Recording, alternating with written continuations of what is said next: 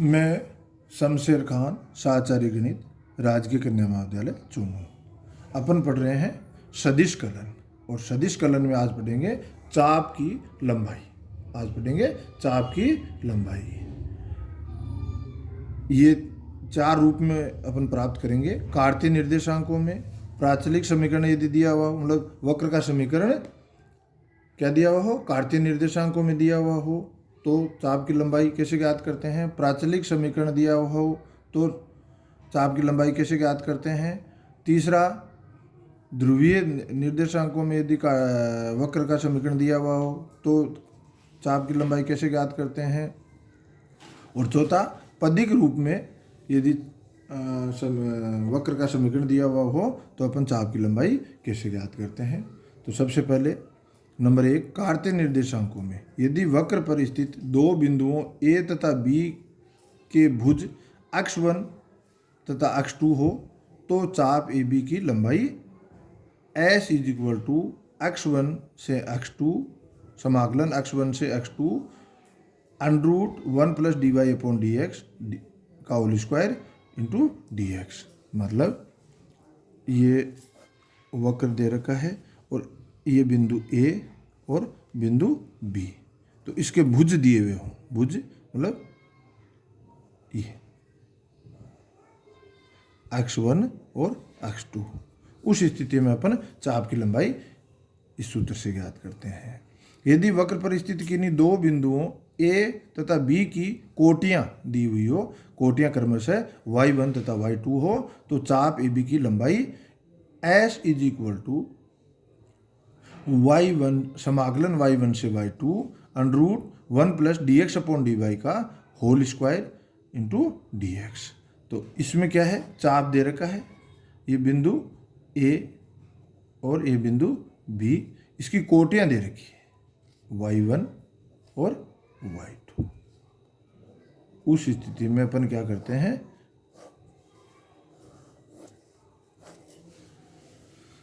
ये सूत्र काम में लेते हैं। s इजकल टू समाकलन y1 से y2 √1 + dy/dx का होल स्क्वायर इंटू dy। अब है दूसरा, यदि वक्र का समीकरण प्राचलिक समीकरण के रूप में हो, अर्थात यदि वक्र का समीकरण प्राचलिक समीकरण प्राचल t में, प्राचलिक समीकरण प्राचल t में x इजकल टू f1t तथा y इजकल टू f2t हो तथा इस वक्र पर स्थित दो बिंदुओं A तथा B के लिए प्राचल t के मान, इन बिंदुओं के लिए प्राचल t के मान क्रमशः t1 तथा t2 हो, तो चाप AB की लंबाई s इज इक्वल टू समाकलन t1 से t2 √dx/dt का होल स्क्वायर + dy/dt का होल स्क्वायर इंटू dt।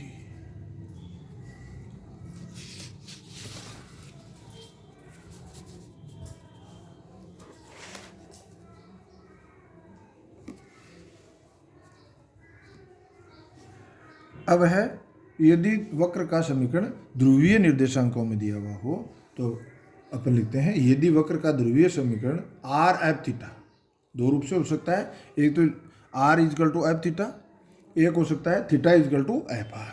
तो सबसे पहले, यदि वक्र का ध्रुवीय समीकरण r is equal to f theta के रूप में हो तथा वक्र पर स्थित किन्हीं दो बिंदुओं A तथा B जिनके सदिश कोण क्रमशः θ1 व θ2 हो, तो चाप AB की लंबाई होगी s is equal to theta समाकलन θ1 से θ2 √r² + dr/d थीटा का whole square into D theta. मतलब ये अपना प्रारंभिक रेखा है, ये है वक्र, इस पे बिंदु है A, ये बिंदु है B। तो ये प्रारंभिक रेखा के साथ ये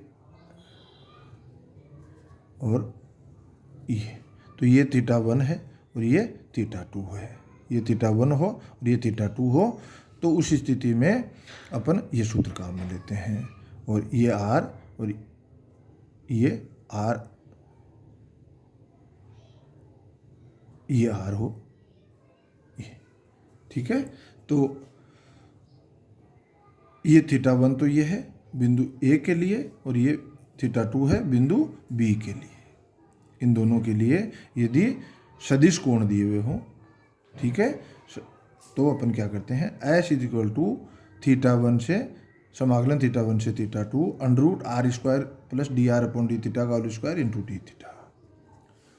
अब यदि वक्र का समीकरण theta is equal to F R के रूप में दिया हुआ हो तथा वक्र पर स्थित किन्हीं दो बिंदुओं ए तथा बी जिनके ध्रुवांतर r1 व r2 हो, तो चाप ए बी की लंबाई। अब यहाँ देखो, ये अपनी प्रारंभिक रेखा है, ये अपना वक्र है, इस पे बिंदु ए, ये बिंदु बी। यहाँ अपने को थीटा नहीं दे रखा, वक्र दे रखा है। ये वक्र क्या है, r is equal to F theta. ये वक्र है theta is equal to F R. एक ही बात है, वक्र का समीकरण ये रूप दे रखा है और ये r1 दे रखा है और ये r2। ए के लिए ध्रुवांतर रेखा की लंबाई r1 और बी के लिए ध्रुवांतर रेखा की लंबाई r2 दे रखी है।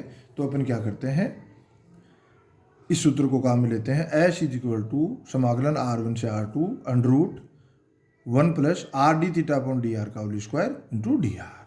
ठीक है। अब पदिक समीकरण दिया हुआ हो तो अपन एस की लंबाई कैसे ज्ञात करते हैं, मतलब यदि वक्र की पदिक समीकरण P equal to F R, पदिक समीकरण क्या होती है, किसी भी वक्र की P तथा R में कोई समीकरण जो होती है, P तथा R में कोई समीकरण होती है, वो क्या कहलाती है, पदिक समीकरण। P तथा R में कोई समीकरण किसी वक्र की दी हुई हो तो वो पदिक समीकरण कहलाती है। अर्थात यदि वक्र की पदिक समीकरण P equal to F R के रूप में दी हो तो ध्रुवांतर रेखा R1 व R2 के मध्य चाप की लंबाई, मतलब इनके लिए ध्रुवांतर रेखा की लंबाई दी हुई हो और मतलब ध्रुवांतर रेखा की लंबाई R1 और R2 दी हुई हो दोनों बिंदुओं के लिए, और समीकरण P equal to F R दिया हुआ हो, तो वक्र की लंबाई S इज इक्वल टू समाकलन R1 से R2 r D R upon √r² minus P square, मतलब S is equal to r1 से r2 S is equal to समाकलन r1 से r2 r D R upon √r² minus P square. इस सूत्र से अपन वक्र की लंबाई याद करते हैं। अब एक आध क्वेश्चन अपन इस पे डिस्कस करते हैं। पहला प्रश्न है, परवलय x square is equal to 4ay के शीर्ष से नाभिलंब के एक सिरे तक के चाप की लंबाई ज्ञात करो। शीर्ष नाभिलंब x square is equal to 4ay के लिए नाभिलंब कहाँ स्थित होगा, a0 पे, 0a पे। नाभिलंब कहाँ स्थित होगा, 0a पे। ठीक है। और नाभिलंब के सिरों के निर्देशांक होंगे 2a और a और -2a और a। ठीक है। अब अपने को शीर्ष से एक सिरे तक की लंबाई मतलब OA ज्ञात करनी है, OA ज्ञात करनी है। ठीक है। कार्तीय निर्देशांकों में दे रखा है, क्या दे रखा है, वक्र का समीकरण, परवलय का समीकरण कार्तीय निर्देशांकों में दे रखा है। और लिमिट कौन सी काम में लेंगे, कोटि दे रखी है, y इजकल टू 0 और y इजकल टू a। ठीक है। तो सूत्र कौन सा काम में लेंगे,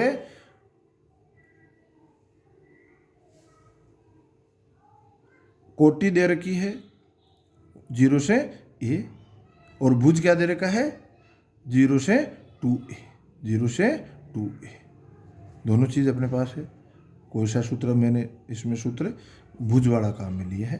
तो सबसे पहले अपन लिखते हैं, दिए गए परवलय का शीर्ष क्या है, 0 0 तथा नाभिलंब के निर्देशांक ±2a और a, 2a और a और -2a और a। ठीक है।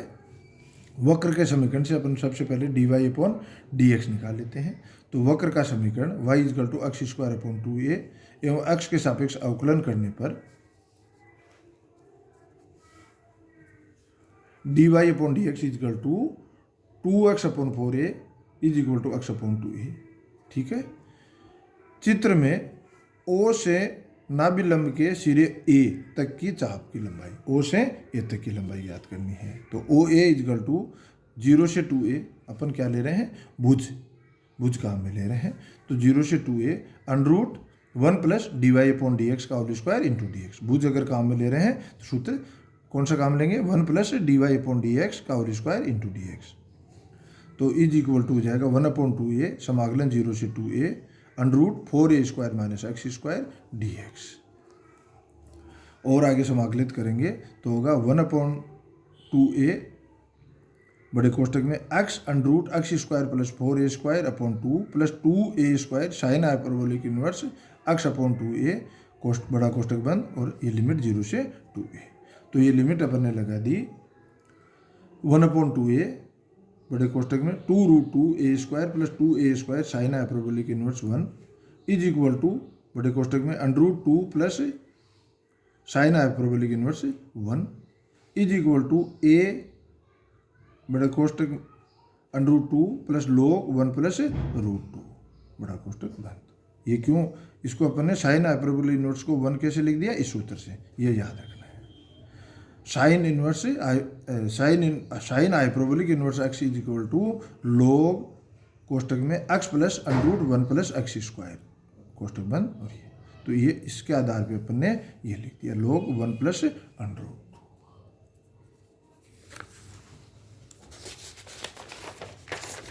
ये क्वेश्चन अपन और देखते हैं।